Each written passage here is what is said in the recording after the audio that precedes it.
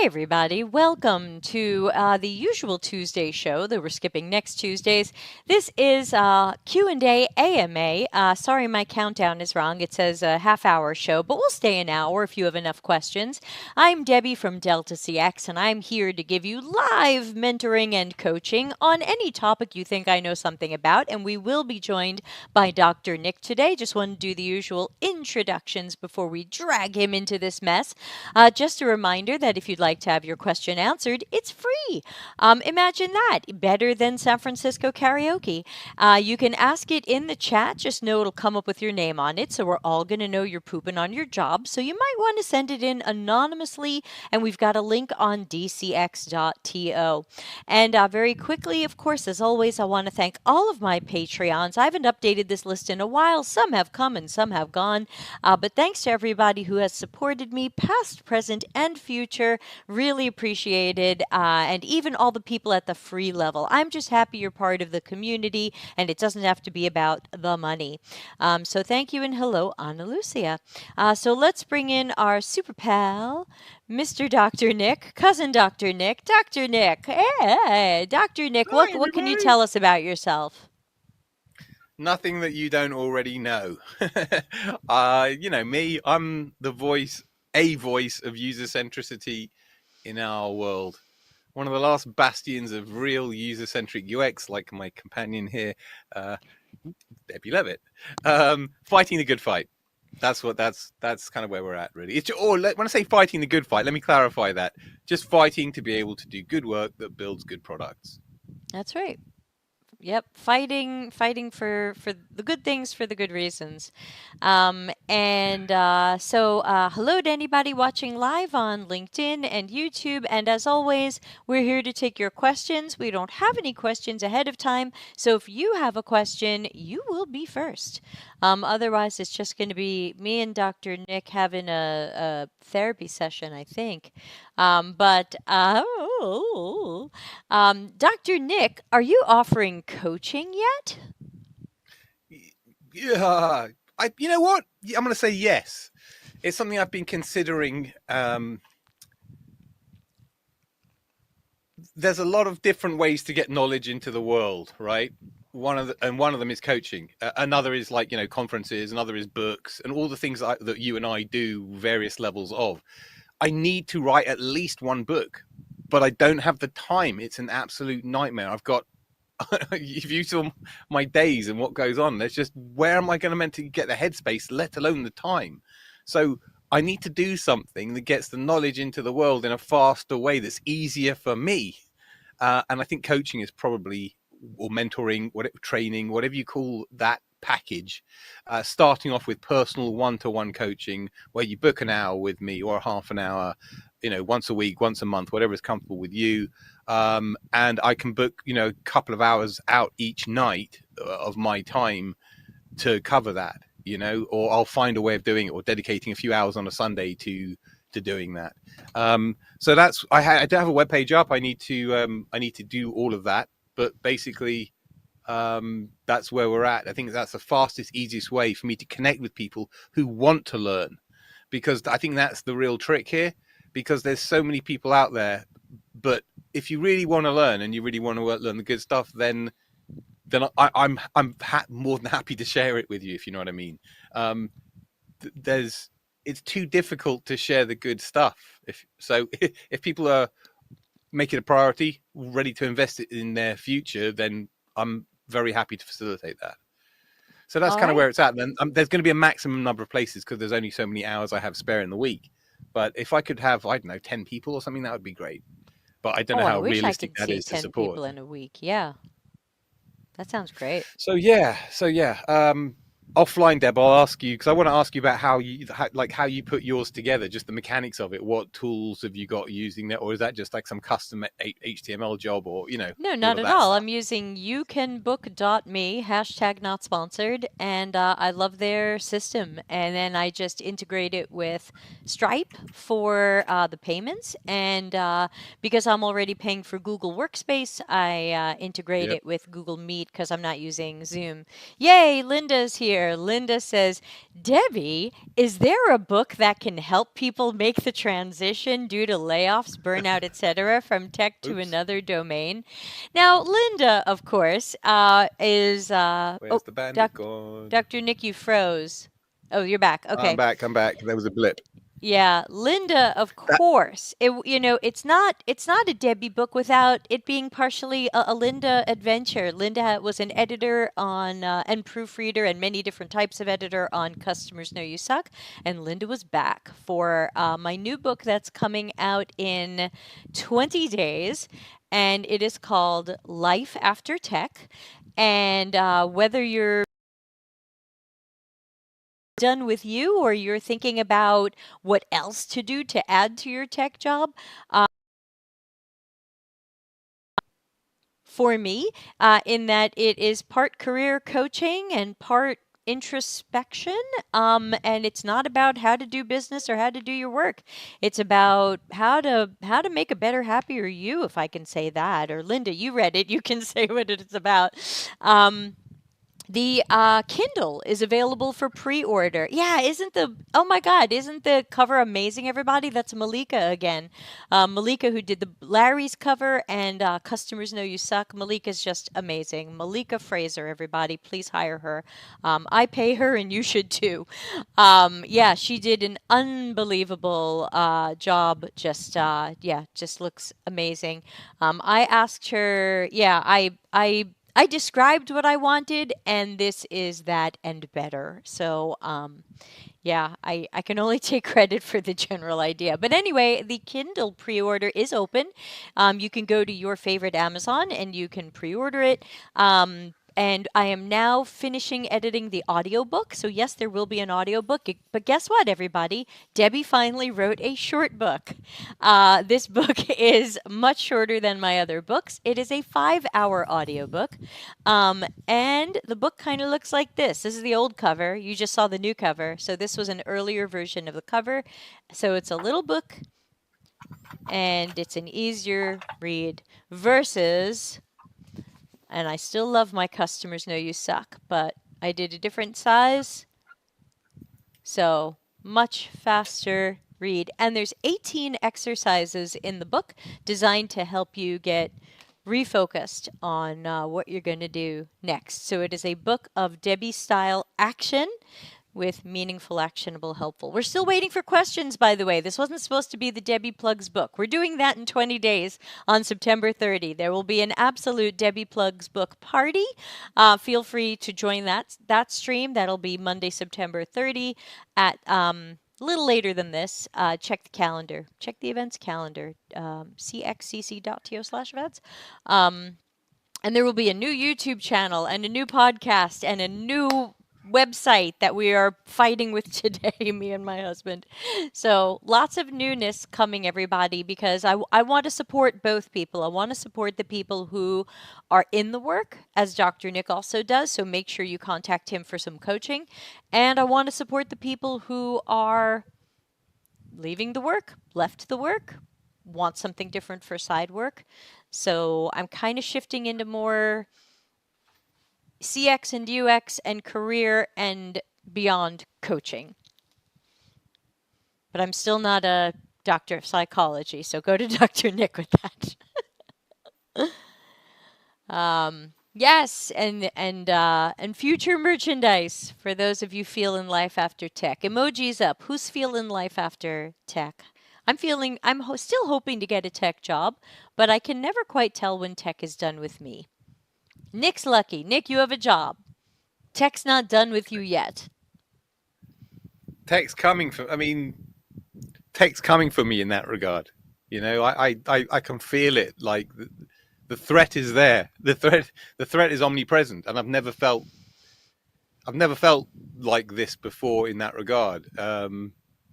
There's a kind of an existential threat in the air for everybody, and that's the fact. So I hate to be kind of nasty about it, but AI and product is changing the world, and it's changing the world in ways that none of us could have ever foreseen, and in ways that I think are just extraordinarily negative that nobody really cares about. So if that's the new normal, we're all a bit stuffed, That's the concern. Who cares? Who really cares? Or is it just this rampant cash grab? And if it is, then just be more obvious and plain or naked about it. You know what I mean? Because all the messaging we've had for the past 15 years, 20 years has all been completely the opposite direction. Got it. Completely. Yeah, and that's chapter 2. Yeah. So covering that again. Oh, this is the old wrong cover. So don't worry, everyone will get the better new cover. This is an early test print.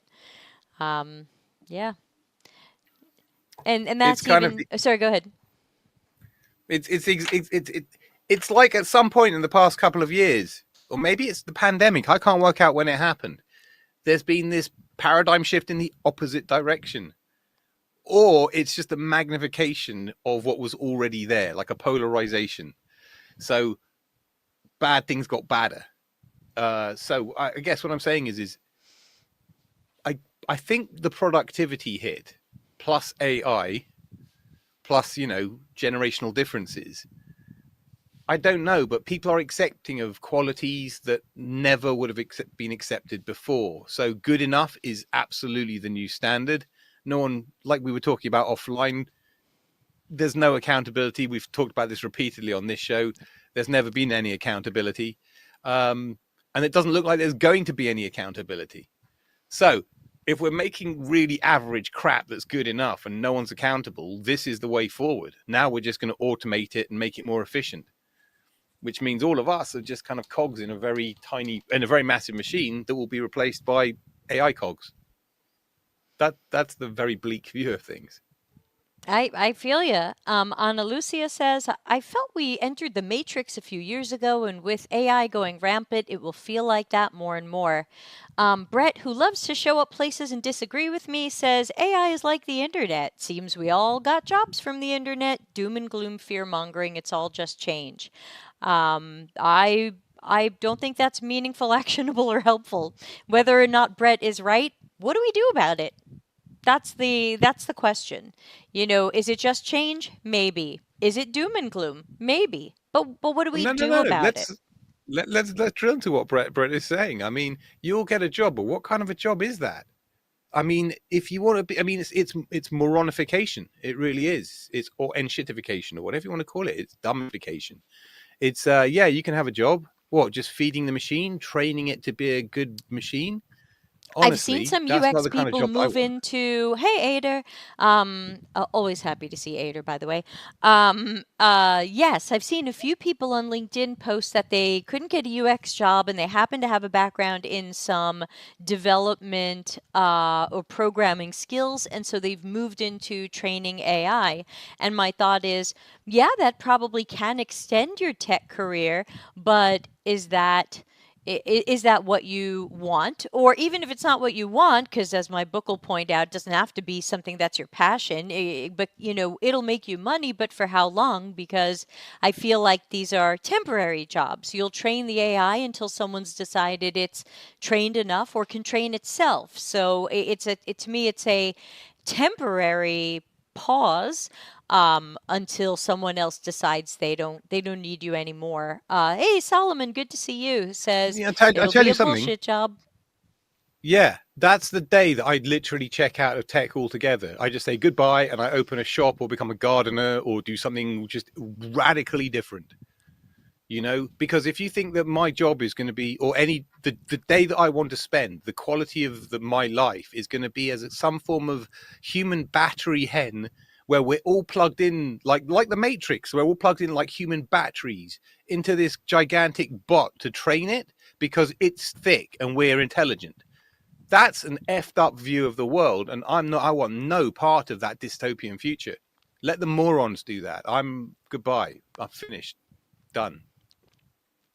Yeah, I mean, normally I read people's comments out loud, but again, Brett just seems to want to be my antagonist the last few years, so I tend to ignore him, but I'll just read it out loud just because I normally read comments out loud that aren't spam. Brett says, you have no idea what it's going to be. Actionable change, assimilate the change, keep calm and move on. If you can change, move on from tech. Uh, Again, uh, I I don't want to interact with Brett, but we got old baggage, me and Brett. So, No, I um, get it. I get it. But tech is in a horrible state. You know, it's carrying a lot of baggage or positive baggage from past glories of it being a really sexy, desirable, high interesting paying. industry and Remember when it was career. a high paying job? Well, no, it still is in some corners of the world, or it is if you're an engineer. It's, putting in 500,000 a year is, not a problem on the West Coast. There's some people making absolute fortunes, and that's kind of the problem.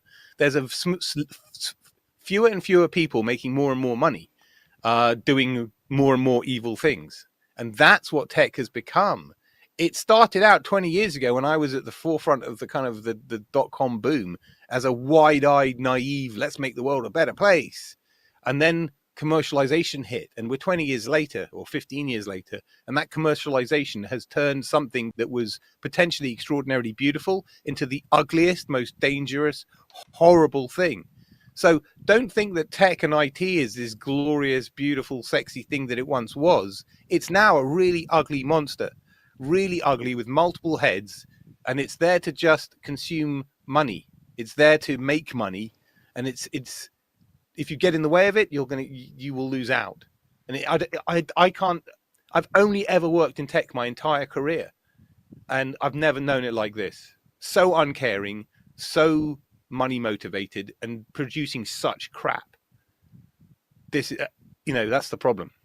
And then you've got AI, which everyone goes, yeah, but AI, So it's yeah, but AI doesn't cover over enough of the harm that tech is doing in general. I mean, we've still got social networks to clear up from.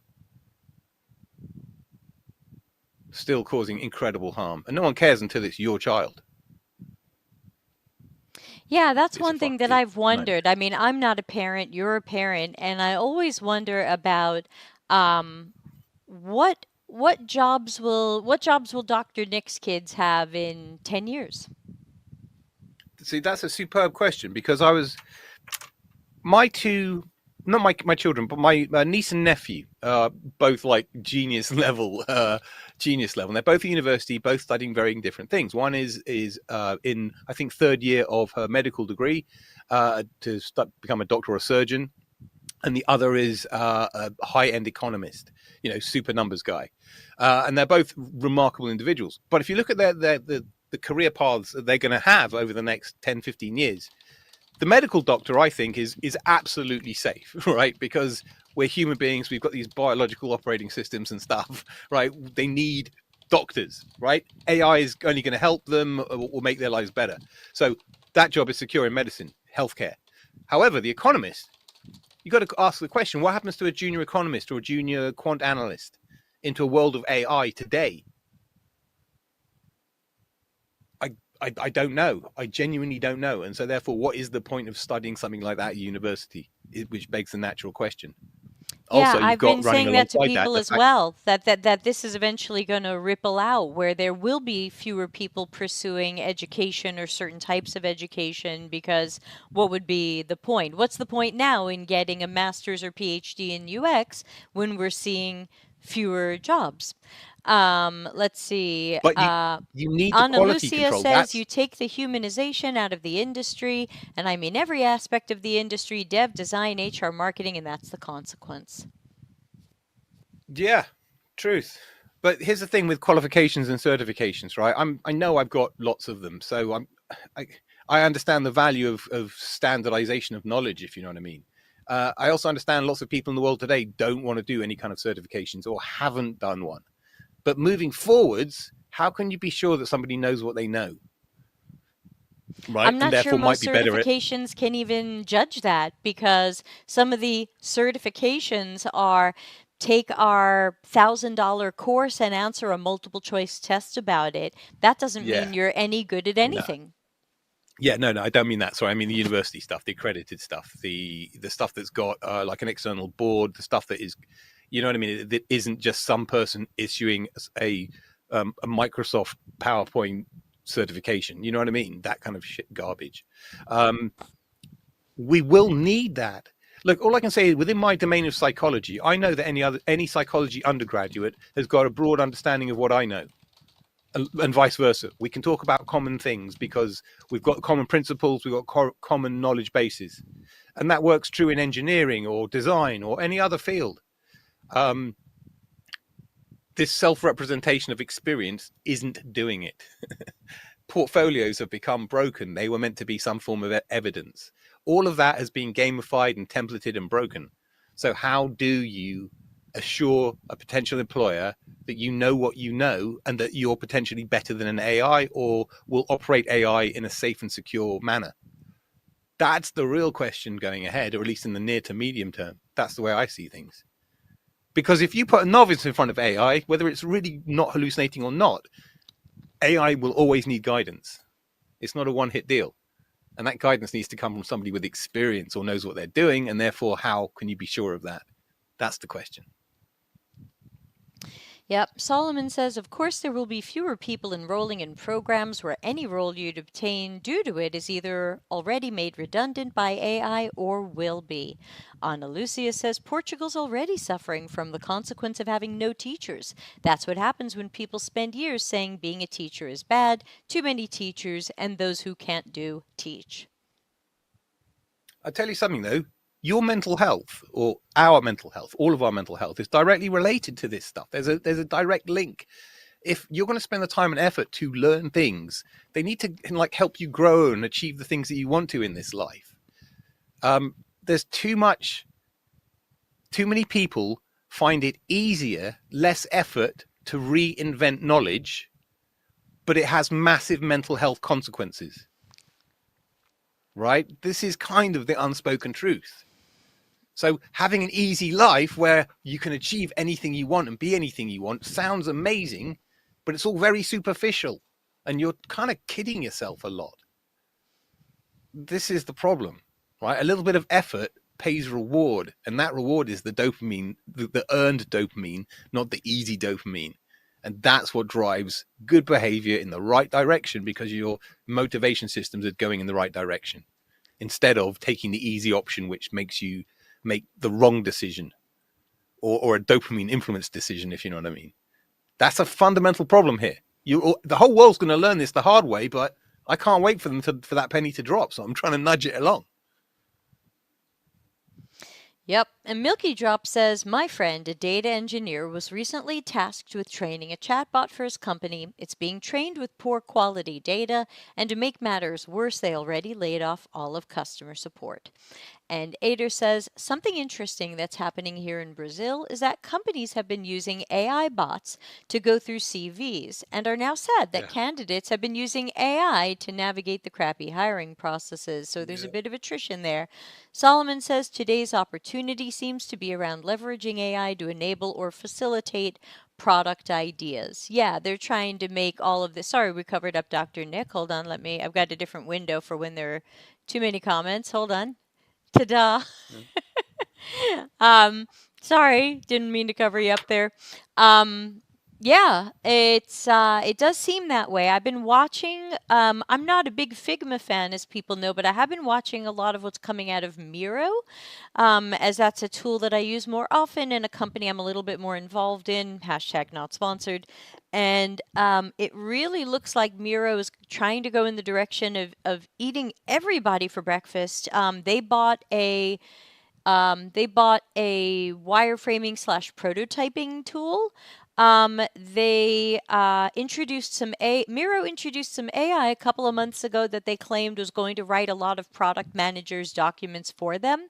And then it looks like Miro is about to introduce a new AI feature where when you put up sticky notes on Miro, you can bring in virtual teammates, and Miro will pretend to be a product manager, pretend to be a business analyst, and will leave comments or sticky notes as that role.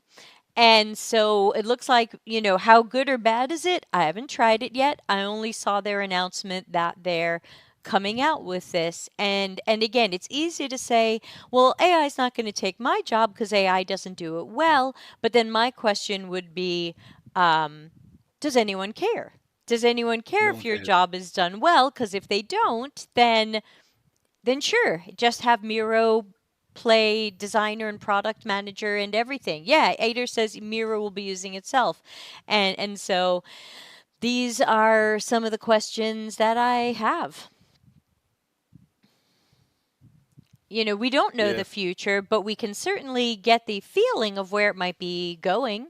It doesn't look like it's going towards more appreciation of the customer and user, especially if the future customer and user is the computer is a the AI is the customer eventually. Solomon says, I've started using Gen AI to write the front end code for my designs while referencing product and design requirements. Yeah, I've heard a little bit about that, especially at companies where they expect UX people to do the front end dev. In some cases, some or all of that front end dev is being done with AI. I think this could scale to just building the thing. Yeah, I mean, when AI codes well enough, it'll build the thing. I researched some of this for my book, and I found that there are a lot of. Oop, disregard the gong. That was for the half-hour version. Um, there are people out there, and these are just predictions. We don't know what'll happen. There are predictions that AI will disrupt 300 million jobs in the coming years. Will it be 300 million? What does disrupt mean? Okay, that's not totally clear, but I think it's quite possible that AI will disrupt millions of jobs um, in the coming years, during my Yeah. lifetime, before I'm retired. Yeah, I'm clinging on to the belief that there are still going to be pockets of goodness. There are going to be brands, organizations who actually get it, who have leadership, who understand the relationship between product and profit, or UX and product and profit. You know what I mean? How to build a good product that people need and what need and is usable. For just the basics of life. And who understand that like audience retention, brand values, all come back to these things. And there'll be the rest of them will just be people turning out products that look good with a UI slapped on afterwards and all the other shit that you see. Like my Honda, great engineering, ridiculous UX, like the red start button and all that kind of stuff. Um, so I think brands will start to differentiate by this stuff. But as I say, I think there's going to be a lot of very hard lessons learned over way too long. And that's why I don't want to have to people to have to learn the hard way, because I can't wait for that. It's you know what I mean? Or they never learn and this is just a trajectory. It's That's my not sustainable. prediction. I can't see it. Yeah, that's unfortunately my prediction. But since we did have the question from LinkedIn, let's see what Dr. Nick and I can speak to. The question was, what are the solutions to the types of things we're talking about? Do we have, you or I, Nick, do we have any ideas or predictions or suggestions as to what solves this, or what do we do about where this trajectory seems to be going? Honestly, what's immediately springing to mind is product management. And I know that's almost like an easy, cheap shot to make. But if you look at the situation, if you look at our environment, the context, what has happened, everything has come off the rails since product has been involved. I think that's undeniable. I don't know if anybody could even argue against that, but I'd be interested to hear. Product has taken the wheel and has just driven us in a weird, unknown direction.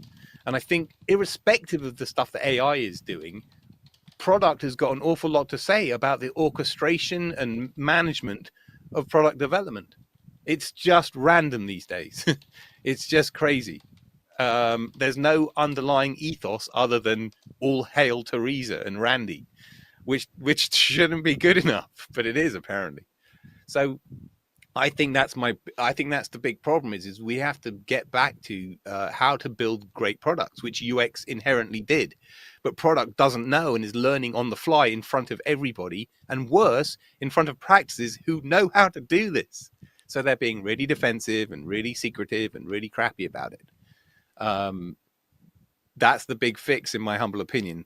I think that's what gets seniors back into the market. I think that's what's all the art directors that are managing this stuff that have kept us all out.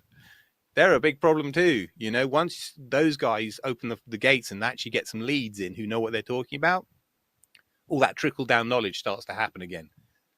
Seniors become valuable again. We start building good products again. But while seniors and all the clue, all the knowledge is held on the outside, forget it. You're watching people with no experience guessing at it in public. Hard to watch. Yep. Sorry, I feel like I'm about to make Debbie cry. I feel like that. Oh no, I feel the no, same. it takes a lot more to make me cry. I'm trying to do a little more listening today than talking today, so I just want to let everybody, air what they're thinking. Melanie says if they wait too long, the seniors may have moved on. Yeah, we've also hell seen yeah. a lot of and we've also seen a lot of things that show that seniors are not welcome in. They're not being let in because companies just want the cheapest person who can take orders and make something pretty. So it's not it doesn't feel like it's headed in that direction. Ader says they can guess quicker. Solomon says, I believe design enabled design enabled the situation with product management. Many orgs seem to struggle when their design leadership passively becomes subservient order takers. Yeah, I've written about that many times about how poor design leadership is one of the many reasons we've ended up here. But I think a lot of companies purposefully hired weak design leaders and people who would say yes to the wrong things and people who were easily gaslit. When a lot of people came to me and said, I have to give other people my work because I'm not a good team player if I don't. And I said, what is this wacky, culty, gaslity stuff you're doing? Is anyone else giving their work to other people, or product managers giving you their work, or engineers giving other people their work? Why is it only you? And then people are like, oh, wait a minute, and we've just, because we're generally nice people, most of us, we tend to sometimes say yes too much or be pushovers, but ultimately I think companies purposefully hired weak design leadership so that engineering and product could be stronger, and the balance of power was very deliberate. Yeah. You know what the real problem is, actually? It just occurred to me.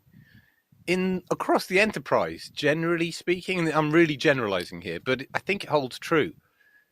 At the top table of C level, you don't always have a CPO or a CDO. In fact, they're more like specialist features, right? Generally, it's CEO, CIO, CISO, you know what I mean, HR, whatever, right? Or CPO, whatever they call it.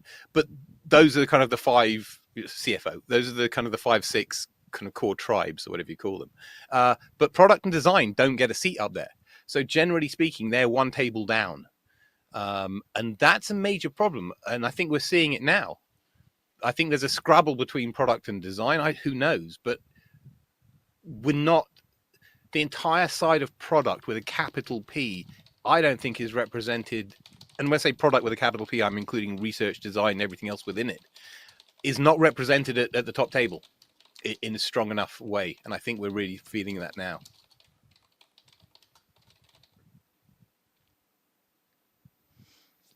Yeah, but we've been saying this for over 10 years. Something that Melanie said. Hi, Melanie, by the way. Long time no see. Nice to see you, or sort of kind of see you. Most of us will be retired or dead or what have you, or in other careers moved on, before the knowledge in our experience in our heads is shared or trained into an AI model or anything else. And that's tragedy. And it's a really great point. I don't know. I don't want to be working into my 60s and 70s if I can avoid it. But the point is get me whilst I'm fresh, or get me whilst I'm kind of at my, I guess, experiential peak. You know what I mean? Because now is about good. You should be emptying seniors of their, and I mean seniors in age as well as experience, of that long-term experience, moving the needle, building great products, working out how to turn research into design, prototyping, information architecture, all these things of yesteryear, which are now dead. that don't, most product managers and UX UI folk don't even know never even heard of these terms, right? But these are the things that help build good products. And so we need to be able to share them with you guys to be able to, so that you guys can carry forward as the next generation of great product builders, instead of doing whatever product management or UX UI are telling you to do, which is not turning out well for obvious reasons. Yep. I want to read back a few comments. We've got Solomon saying, we've tooted the empathy horn and it's been used to gaslight us. Yeah, I agree. I've said that many times. We talk about empathy and then people say like, oh, don't you want to have empathy for your coworkers? People say, oh, you have to do this if you have empathy. And Ader said, I saw someone get a position of UX lead in literally 1 year of being in the UX area. So titles are obviously out the window. Solomon says, aside from Apple, until very recently, few companies had design represented in the C-level. Most often you have a CPO, which a design director reports to. I definitely have seen that a lot, and in many cases, the design director sometimes doesn't even have a lot of experience. I've met recently a number of people with the title Head of Product and Design. And so far, none of them have a design background. Now, that doesn't mean zero on the planet have a design background. I'm just saying the ones I've happened to run into were the head of product and design with no design background. And that's tough because then the question is, will you get some of those experienced seniors like Nick is talking about? Do you want to work for the person who has a high title in what you do and has never spent one day doing it? But that's Teresa Torres and everybody else. That's the problem. Right. That's the Well, it's one of the paradigm. many problems. Yeah. I mean, they will always say, as a creative director, I can be a head of UX with zero UX experience. And there are a lot of people out there who will argue you can just manage. If you're a great leader, you can lead anything. Yeah, great. You ask the people that have worked for those people how that's turned out. You know, that's the bottom line. The wrong decisions are made. I'm a strong believer in that you have to have some kind of practitioner experience to be a good leader. You know, but there's two schools of thought on that, and you know that's just my opinion.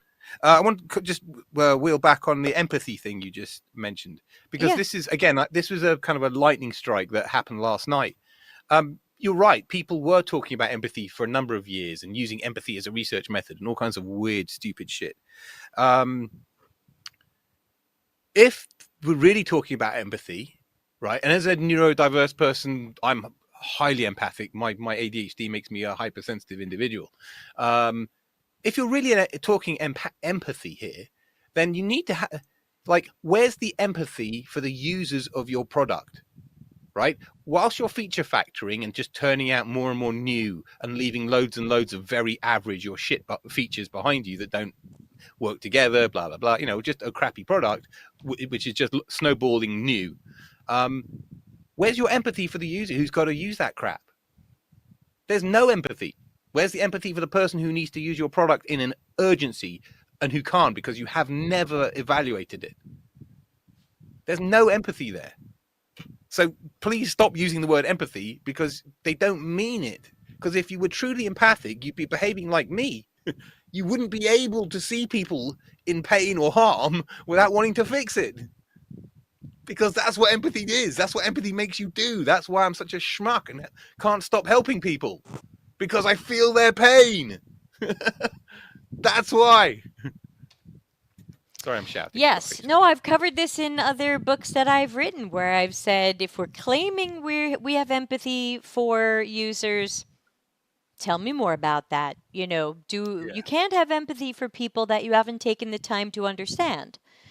So that the empathy is theater. Oh, sorry, I got all these Slack messages popping up.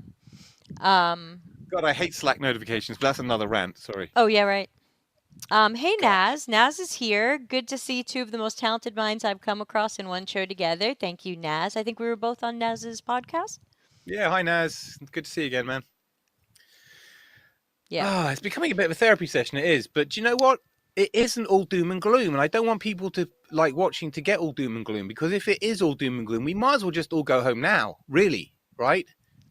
Listen, I was saying to Debbie before the show, like, look, I've got mouths to feed, and we've all got bills to pay and rent or mortgage to pay. We've got bills. We need to survive, right? So you can't just be like, I think I'm going to go take a job in retail or take a job as a farmer or whatever it is, because we've got bills to pay, commitments, stuff. But I firmly believe that the IT world take comfort from the fact that this absolute kind of washing machine that we work in, it's gonna, or roller coaster is a better analogy. It's gonna spin up as quick as it does down, or not as quick, but it's a highly dynamic, wildly changing environment, and that's the one constant that has always been in the 20 years that I've been working in it. Right. So all I can tell you is the future is as uncertain as the past. So if it's crappy right now, the glass is half full view is it's okay. It's going to change for the better at some point.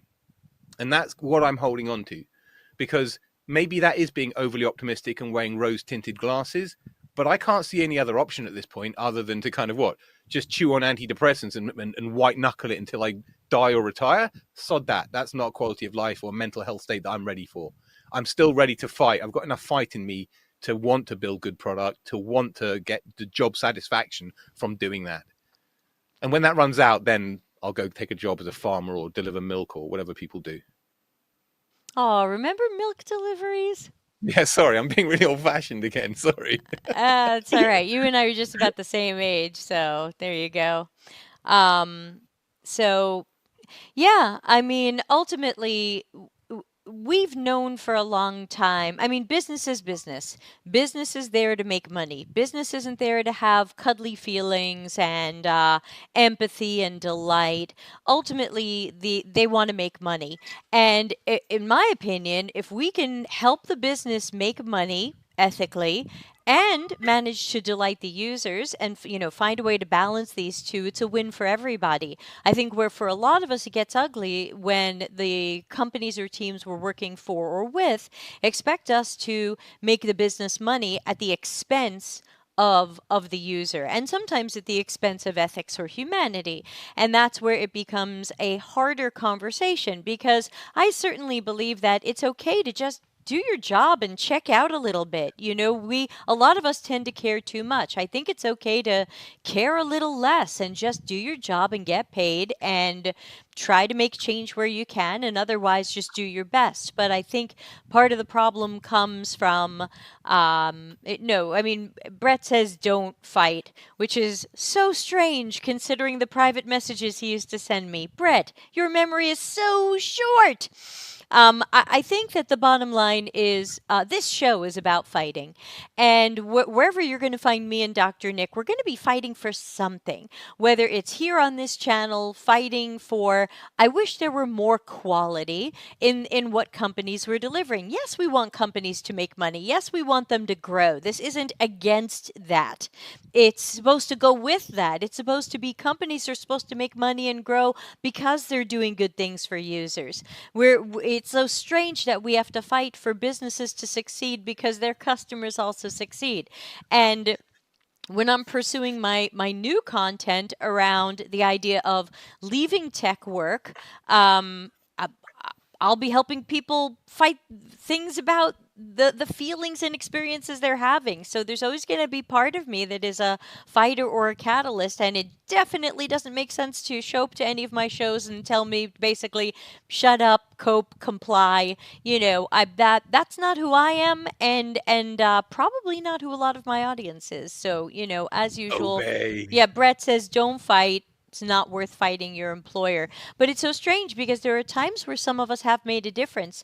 I think of some of the people in my community who tried some of the techniques I teach, and they said, "Oh wow, people really liked these techniques and it's really making a difference, and I'm so glad I know this technique." So, does that mean we should take Brett's advice and never fight and never change and never try anything new? That doesn't sound right. I think it's really a question of picking your battles. We can't fight everything, and we can't always be fighting, but I think that it's fine to try to change, to try to experiment, to try to do new things, and if nobody else around us wants it, then we have to decide how we're going to deal with that. But I wouldn't tell anybody unless they're in like an abusive situation. Then sometimes it's best for your mental health to just say, that's it, put on the cruise control and let this thing just glide a little bit for my own safety and sanity.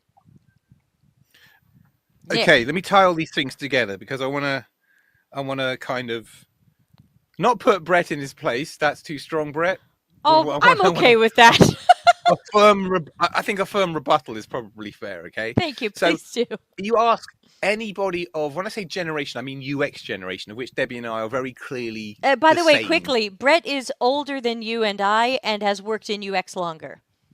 No, I get that. Okay, and Okay. that's all good. So, but what I'm talking about is you and I come from the same place. We have the same beliefs in UX because we were working in the same field at the same time for the same length of time. Now, there's differences, that's sure, because you were in the States, was in the UK, but there's a way more commonality than there's anything else. So, as part of that class of I don't know 2010 or something like that, right? The dominant paradigm, Brett, was I fight for the user. Okay, that was the kind of rolled off everybody's lips. It was about fighting for the user. Um, the reason why we're fighting for the user, because we're fighting for the user against kind of the forces of business and commerce, because they're going to happen anyway, because that's the world we live in. But there's nobody who champions the user in all of this, who's protecting and fighting for the user, right? That's what UX, user-centric UX, was, to protect and defend and balance the forces of business with the needs of users. Okay, that's why it's a difficult, really difficult thing to be. Now, bring that round to what this we kind of started off on ethics and stuff. It's my firm belief that UX people. Oh fuck! Have I run it? No, am I still here? I see you. Yes, I good. hear Sorry, the you. bandwidth went. Yes, right. The ethics. The reason why UX people are being effectively replaced and destroyed is because we are a counterforce to the forces of business. And we're getting in the way of making money by saying, hey, you're being horrible to users. This isn't clever. This will negatively impact your income. But people aren't hearing that. So by taking UX people out, putting yes people in, like design managers, product managers, etc., all of that gets taken away. And who is balancing the needs of the user with the needs of the business? It ain't the product manager. That's a fundamental problem. I hope you understand why we fight for the user now. Well, according to Brett, we shouldn't fight anything anymore. Just roll over, do our jobs, and do whatever they ask us to do and get paid. And my response to that is an option. You can We follow Brett's advice. If that works for you, you can do it. And I'm not going to tell you not to. I think some of us, for our own safety and health, might need to do more of that. But to me, I'm always going to be the person who tries to push a boulder up a hill at least once. And if it doesn't work, then I decide, am I going to try to push it up again? But I'm definitely not the type of person who by default is going to roll on my back and say, that's it, I'm not even going to try, just, just I'll just be a good little robot and you can pay me. That's not my style, but I certainly understand and appreciate the people who prefer to do that. I'm sure it's lower drama, and so that's fine. believe me, Brett, it would be an easier life for Debbie and I in particular to just let it go, eat popcorn, watch the fires burn. It would be easy. That's the default state. Like Debbie said, there are other within my area. I'm able to talk and speak out and to do what I do. There are other areas, which I'm not in, not i.e. non-UX stuff, who I really admire people who have stood up and said, like, this is what I believe in, and this is wrong, right? It's happened throughout history, right? It's just ours is a tiny little microcosm and maybe nowhere near as significant as major historical events. But it does take people to push back against the majority to sometimes change the world. It's just this is really a hard fight. It's beating the hell out of me. That's the truth. I wish I could let it go. The reason why Debbie and I are vocal and the reason why we're in the positions that we are is because for the past 10, 15 years, neither of us has been able to sit quiet and watch these shenanigans go on. So we've spoken out, got into all kinds of fights because we're swimming upstream, and it's got us followers and reputation and stuff. But it's I have all a comes different back to story. I don't see it that way. I remember a time, especially before the pandemic, and especially when I lived in the San Francisco area, where people specifically came and looked for me and they said, "We need you. We've heard about you. We know you're going to come in and you're going to make things happen.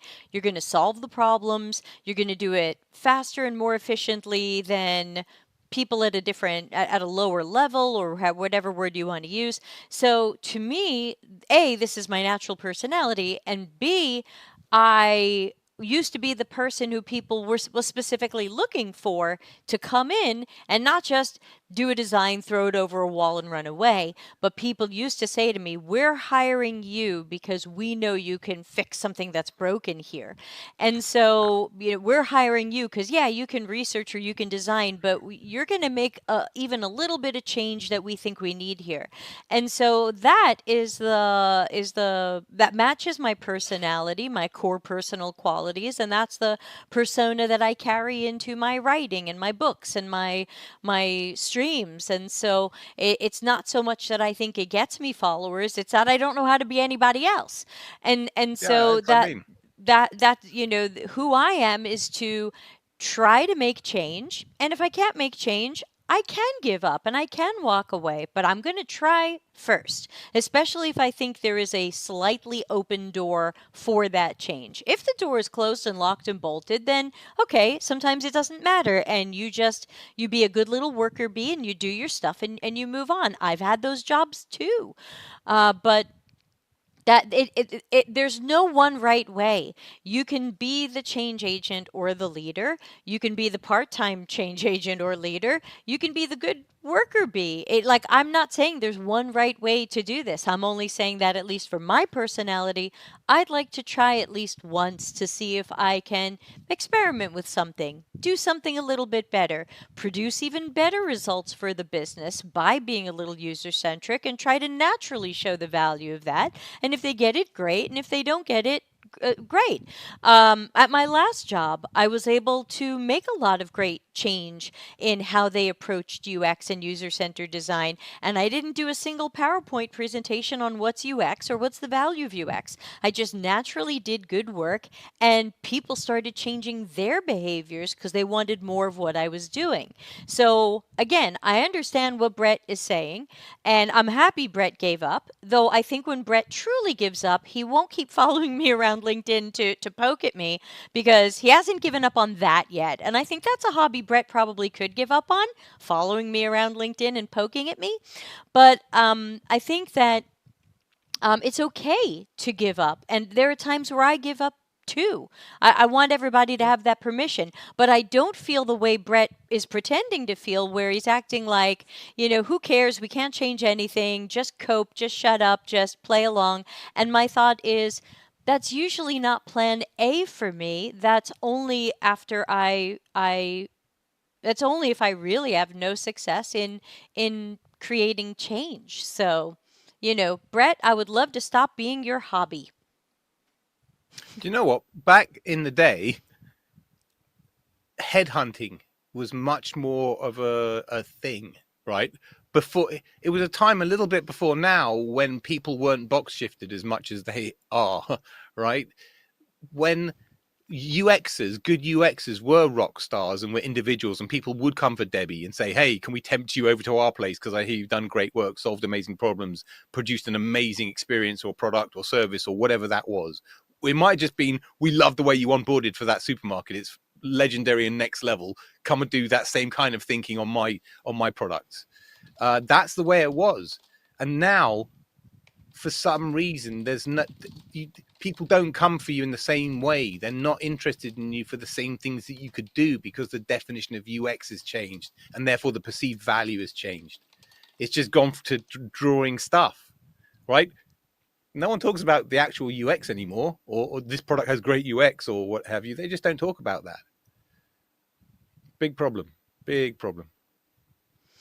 Yeah, I think maybe Pepe's got an interesting perspective on this because I know who that is despite their fake name, and I won't give it away. But I think Pepe's doing some really interesting strategic stuff and moving into a more strategic role at the company where they work, when otherwise they could have just been a designer taking orders. And so when I see something like that, and I see and to me that's because of, I'm going to call this person Pepe, when I think about Pepe's natural talents and skills, that's their company is noticing that, and I think Pepe's got the opportunity to. People are trying to transfer their angst or alleviate their angst or achieve some kind of equilibrium in their heads by lashing out at other people to make themselves feel better. So be aware, it's easier to manage this stuff when you can identify it happening. And when you can go, they're just projecting, somehow then it loses a lot of its weight and power. So just top advice to anybody watching this: if somebody's being really nasty to you for no good reason, it's because they're an unhappy bastard. And when one finger points forward, three fingers point back. This is the truth. Yep. And so nice for Brett to check in on me. Thanks. Yeah, sorry we blipped a little bit. It looks like my internet had a little bit of a blip, but we should be back. And yeah, we yeah, I know, right? Just like life. um But yeah, so and a quick reminder, this is supposed to be Ask Us Anything, but I'm happy that this has turned into a larger conversation with a whole bunch of different people from different parts of the world getting involved. Brett's in Canada, from what I remember. And oh, we actually have a question. Hi, Annie. Yay! What, you're Annie and leaving? I met when I was in Oh, Vegas, you have, so and we we went have out. one We had some question lunch and then together. we have to go. We have an actual question, Nick. Anne says, is there a good framework to measure delight of a website or web app easily, not being overly exhaustive by doing lots of surveys and interviews? Yeah, there is. There's a few, but okay. So we're not going to talk about SUS, which is the system usability scale, because I hate it. But if you're I interested, hate you it should too. probably have a look at it. Yeah, Debbie and I universally hated it. Kind of, you keep it in the box labeled NPS and other crap, other assorted meaningless shit, right? So, but you should be aware of it, the system usability score, because there are lots of folk who kind of swear by it. The quickest and dirtiest, or the quickest and easiest, depending which way you want to look at it, I'm going to say heuristics. Okay, heuristics. There's the Nielsen. There's the Jakob Nielsen set, and there's the Ben Schneiderman set. Both are equally as good in my humble opinion. Have a look at heuristics, have a look at heuristic evaluation, have a look at kind of customizing your own heuristics rather than, adapting the heuristics that are out there for your specific need. Because frankly, they're a bit long in the tooth and they may not serve your needs well. They will for some areas, but it may not be all encompassing. So I would say have a look in that area. A custom heuristic set that you can test and iterate to would probably the best option. Quick, very rapid example. I was doing research on my master's for medical infusion devices. People who buy medical infusion devices often aren't medically trained, so how are they going to know if the UX is any good and isn't going to kill anyone? My solution was heuristics, so that you could give a buyer, a government federal buyer, kind of some safety rails to evaluate something when they're not a UX person, they're not an HF, a human factors specialist, etc. I hope that helps. Yeah, I want to give a slightly different answer, and then we have to let Nick go because he's got stuff to do tonight. Anne, thank you so much for the question. And what I wanted to say about this is, when you talk about measure delight of a website or web app, what's delight? Because if we just want to measure customer satisfaction, or do people claim it's easy, or do they claim to like it, then you're right. There's a lot of traditional surveys that are going to pretend that they can take the temperature of, do people claim to like it, or do they think it's easy, or things like that. And those are some of the scores and scales that Nick and I are generally not fans of. I think, and I wonder if the real question is it easy, logical, intuitive, efficient, accurate, to complete some sort of task on this website or app. Why are people coming to the website or app? They're probably coming to get something done, whether that's some sort of shopping or comparison or buying or licensing or logging in to do something. We're all on websites or apps or systems with some sort of reason and intention. And so to me, the best measurement is going to be ways to measure, are people getting done what they're trying to get done? And can they get it done in the way in which they want to do it? So, for example, if they want to do it efficiently, is it efficient?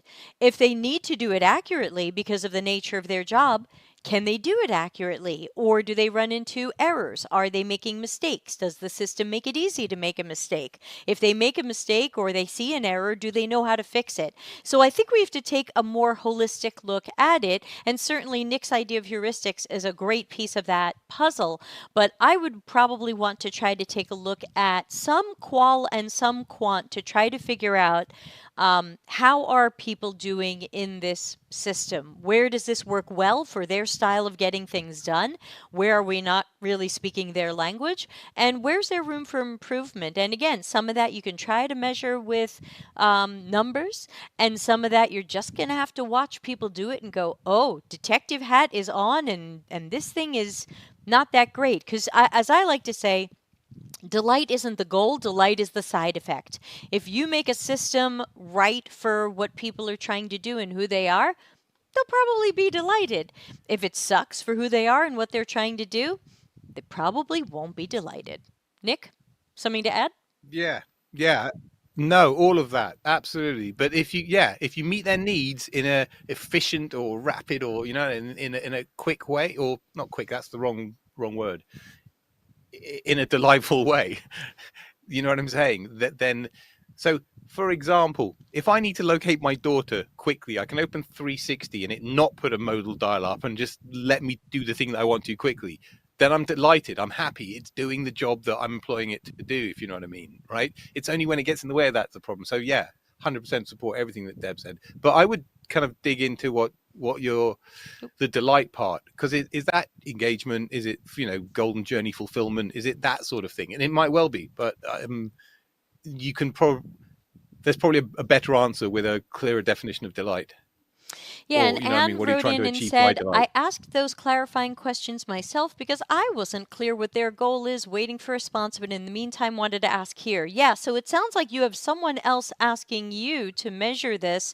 And then my question usually for those people, in the nicest way possible, you don't want to ask this in an angry or accusatory way because we want to be buddies with our teammates as much as possible, it would be, what are we really trying to learn? And if we do learn that there is, let's call it a lack of delight, do we have a plan to take action on that? Because sometimes I see companies claim that they want to measure happiness or delight or all of that. And then when someone like me or Nick comes back and says, we learned that there's actually a lot of problems with this thing, from usability to unhappy customers to unresolved complaints to broken shit that nobody ever fixed.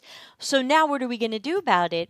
And then I typically find people say, well, that's not important. We just want to focus on new features. So I want to try to save people some time and say, look, if we just want to keep building new features, then I probably can't stop that train, but it might not be worth my time to try to spin up a whole bunch of research or heuristic reports and other stuff if people are just going to go, well, it's probably good enough. Everybody just keep riding the train. So I would probably want to do some gentle poking on what are we trying to learn. And Anne, I would probably recommend that you watch my episode 196. If you go to YouTube and you type in Delta CX 196 or CX-CC 196, you'll get my exercise on the knowledge quadrant. If you haven't seen that before, that is an exercise that you can run with your larger cross-functional team to try to learn, what do they wish they knew? What evidence or data or knowledge or user behavior information do they need to know to feel like they can make better strategies, priorities, and decisions? And maybe if you can learn what information they think they're missing, then you have a better chance of spinning up whatever research is needed to answer those questions, and then you've naturally shown the value of research because they had questions and you answered them. Nick. Um, Delight could be perceived as the absence of friction or the minimization of friction, Okay. right? Delight, in my opinion, doesn't have to be this like overt, hugely positive valence, like, wow, I'm delighted, right? It's more like, I achieved what I needed to. It was great. That I'm delighted. Do you know what I'm saying? It's still delightful. It's just not this very effusive delightful, if that makes any sense, right? The point behind that is removing friction. And that leads into the next point, Annie, was cherry picking. Cherry picking, I've been victim of for the past 3 or 4 years. It's a massive and growing problem. I mentioned it in today's post on LinkedIn because for some reason cherry picking is now like a default activity. It's like you do all of this hard work and then somebody comes by and just cherry picks the bits that they understand or want to deal with and leave all that negative stuff behind, or the stuff they don't want to deal with. And that's the UX debt.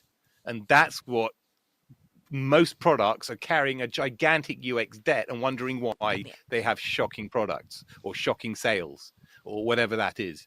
And so we all need to help educate product managers that all the insight is actionable, not just some of it.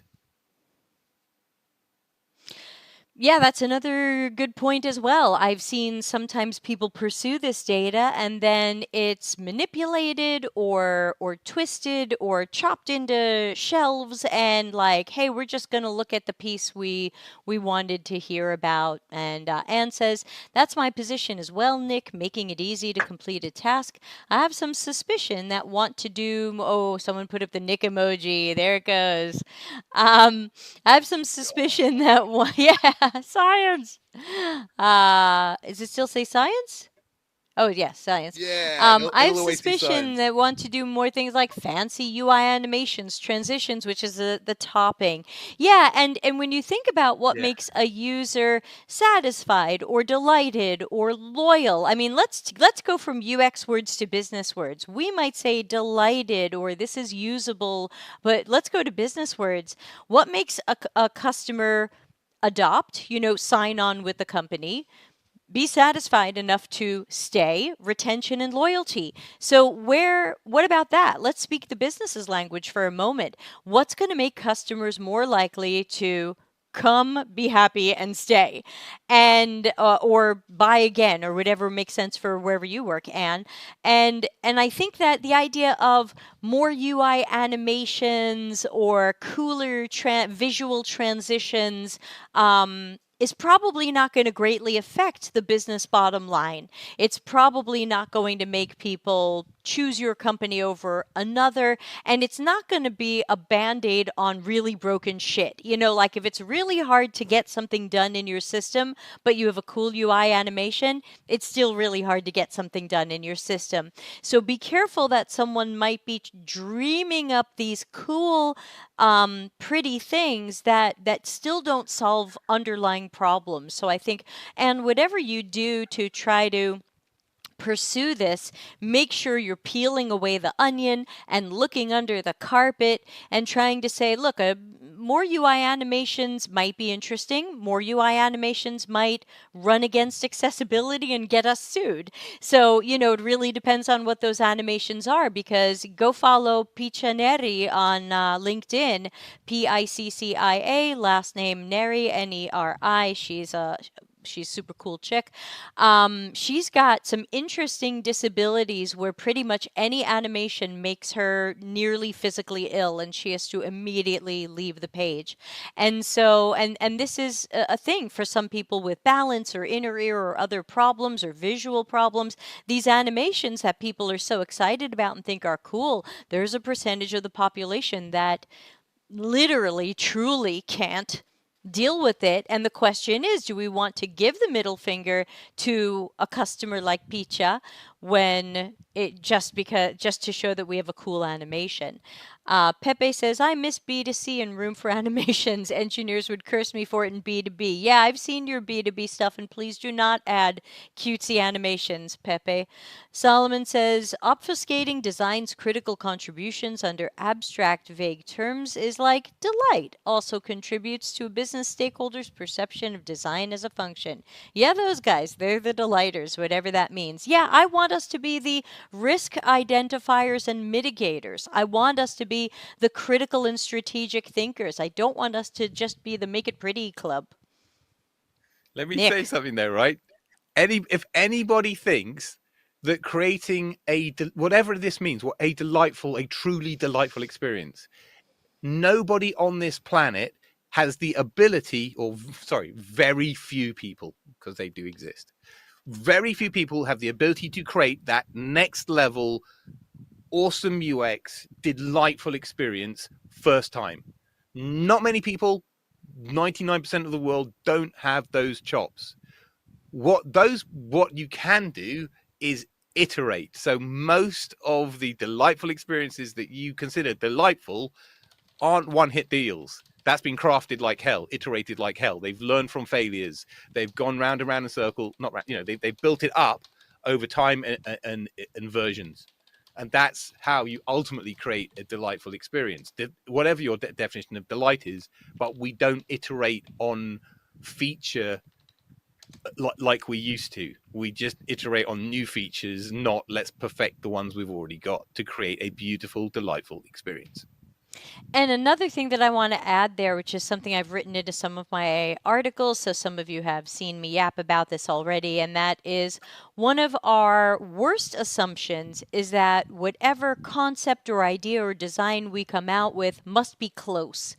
And so then what happens is we end up saying, well, it must be close. It just must need a little bit of iteration or optimization or a little bit of experimentation. And sometimes it's close and sometimes it's way off. But the problem is if we're not open to the possibility that our solution was really wrong, then we just keep looking for the little changes we can make. And some product manager will say, try moving the button over here and see if they click it more. So those of you who read, I don't know if I put it in Customers Know You Suck, but some of you have heard me tell the story about the company that wanted people to click a button more, and they actually A/B tested writing the words good luck next to the button because they thought if they encouraged people more, they would click the button more. Like, that's probably not what was missing, but, you can guess how that A/B test went. Anne says, that's exactly what I've told my client. The products are in their infancy and won't meet all the user's expectations. Yeah, and Anne, based on if the product is in its infancy, then maybe your company needs to focus in on a certain target audience group a little bit more rather than trying to build for different things for a lot of people. Maybe if it's a relatively new product, maybe you get more specific and say, look, we're only going to try to build this for these type of people now. And I don't mean demographically, I mean role or behaviorally. We're just going to try to build for these people now. And as that's more successful, we can broaden who we're building for. But yeah, if your team is worried about UI animations when you have low adoption, eek, eek. Yep. The best thing you could do is, as I think I sound like a broken record, is do a few rounds of evaluative on your golden journey, on your number one experience. That's the journey that makes you money. You want to make it delightful, take out all of the friction on that journey. See what happens to the numbers and KPIs and OKRs and all the other dials and numbers that they're looking at.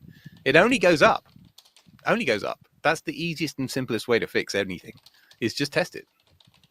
No one's doing this, and I can't understand why the world isn't just testing. Well, I do understand, because I think those skills are in short supply and they're all in seniors' heads, and people do what they know, which is discovery, right? But it's like the zombie hordes, discovery, and it's like, put your brain back in and do some evaluative, because you're not in discovery mode anymore. So anyway, yeah, and honestly, do a couple of rounds of testing on it. That's the simplest and quickest and easiest thing you can do. recruit some people, externals. Don't recruit internals. Get some external people, not mum and dad and family. Okay, use an agency, use a recruitment service.